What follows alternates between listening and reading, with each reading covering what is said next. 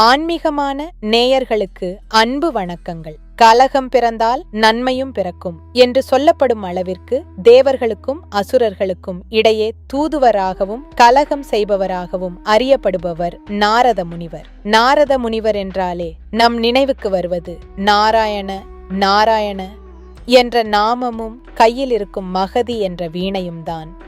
ஆனால் இவ்வளவு பெரிய மகான் ஏன் ஒரு நிமிடத்தை கூட ஒரு இடத்தில் செலவிடாமல் அலைந்து கொண்டே இருக்கிறார்? அவர் நினைத்தால் சொர்க்கத்திலோ அல்லது வைகுண்டத்திலோ சுகமாக இருக்க முடியாதா? இதற்கு பின்னால் ஒரு மிகப்பெரிய சாபமும் ஒரு உன்னதமான காரணமும் ஒளிந்திருக்கிறது. வாருங்கள், அந்த சுவாரஸ்யமான கதையை விரிவாக பார்ப்போம். நாரதர் தனது முற்பிறவியில் ஒரு கந்தர்வனாக பிறந்தார். அப்பொழுது அவர் பகவானின் நாமத்தை பாடுவதை விடுத்து உலக இன்பங்களில் மூழ்கியதால் அடுத்த பிறவியில் ஒரு வேலைக்காரியின் மகனாக பிறந்தார். அந்த பிறவியில் அவர் மகா முனிவர்களுக்கு பணிவிடை செய்ததன் பலனாக அவர்களுக்கு மிஞ்சிய உணவை, அதாவது பிரசாதத்தை உண்டார். அதன் மூலம் அவருக்கு ஞானம் பிறந்தது. அடுத்த பிறவியில் அவர் பிரம்மாவின் மனதிலிருந்து தோன்றி மானசபுத்திரனாக உருவெடுத்தார். படைப்பு தொழிலை செய்து கொண்டிருந்த பிரம்மதேவன் தனது மகன் தட்ச பிரஜாபதியிடம் உலகை படைக்கும் பொறுப்பை ஒப்படைத்தார். தட்ச பிரஜாபதி உலகை மக்கள் தொகையால் நிரப்ப விரும்பினார். இதற்காக அவர் ஹரியஸ்வர்கள் என்று அழைக்கப்படும் தனது 10,000 புதல்வர்களை படைத்தார்.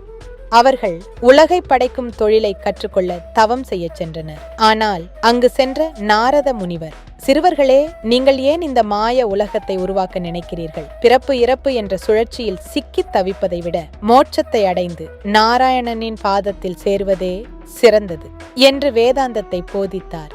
நாரதரின் பேச்சை கேட்ட 10,000 புதல்வர்களும் உலக வாழ்க்கையை துறந்து சந்நியாசிகளாக மாறினர். தனது புதல்வர்கள் காணாமல் போனதை கண்டு துடித்த தட்சன் மீண்டும் சபலாஸ்வர்கள் என்ற 1000 புதல்வர்களை படைத்தார். அவர்களை எப்படியாவது தடுத்தே தீர வேண்டும் என்று நாரதர் மீண்டும் சென்றார். அவர்களுக்கும் ஞானத்தை உபதேசித்து அவர்களையும் துறவிகளாக்கினார்.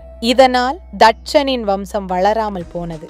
தனது வம்சத்தையே அழித்த நாரதரை கண்டு தட்சநாத்திரத்தின் உச்சத்துக்கே சென்றார். கண்கள் சிவக்க நாரதரை பார்த்து கத்தினார், நாரதா, நீ என் புதல்வர்களை பிரித்தாய். அவர்கள் ஒரு இடத்தில் தங்கி உலகை ஆளவிடாமல் தடுத்தாய். எனவே நீயும் உலகத்தில் எந்த ஒரு இடத்திலும் நிலையாக தங்க முடியாது. ஒரு முகூர்த்த காலத்திற்கு மேல், அதாவது சுமார் 48 நிமிடங்கள் நீ ஓரிடத்தில் அமர்ந்தால் உன் தலை 1000 துண்டுகளாக சிதறும்.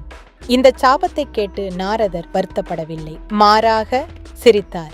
ஏனெனில் இது உலக நன்மைக்காகவே நடந்தது. அவர் ஓரிடத்தில் தங்கியிருந்தால் பிரபஞ்சத்தின் ரகசியங்களும் தர்மத்தின் செய்திகளும் ஓரிடத்திலேயே முடங்கி போயிருக்கும். அவர் அலைந்து கொண்டே இருப்பதால்தான் வைகுண்டத்தின் செய்திகள் பூமிக்கும், பூமியின் செய்திகள் கைலாயத்திற்கும் செல்கின்றன.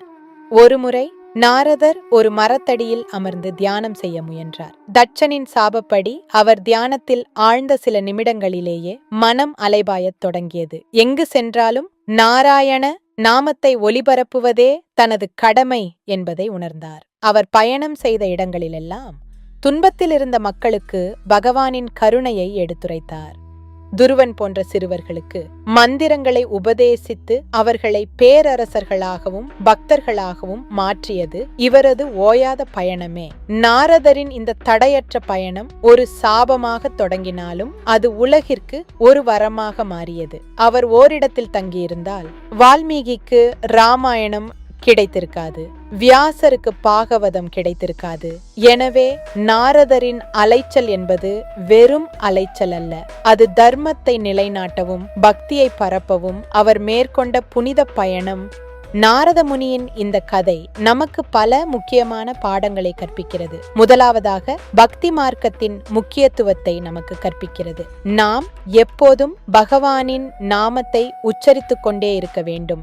இரண்டாவதாக, நமது கடமைகளை நிறைவேற்றுவதற்காக நாம் எப்போதும் முயற்சி செய்ய வேண்டும். நாரத முனி தனது கடமையை நிறைவேற்றுவதற்காக எப்போதும் பயணம் செய்து கொண்டே இருந்தார்.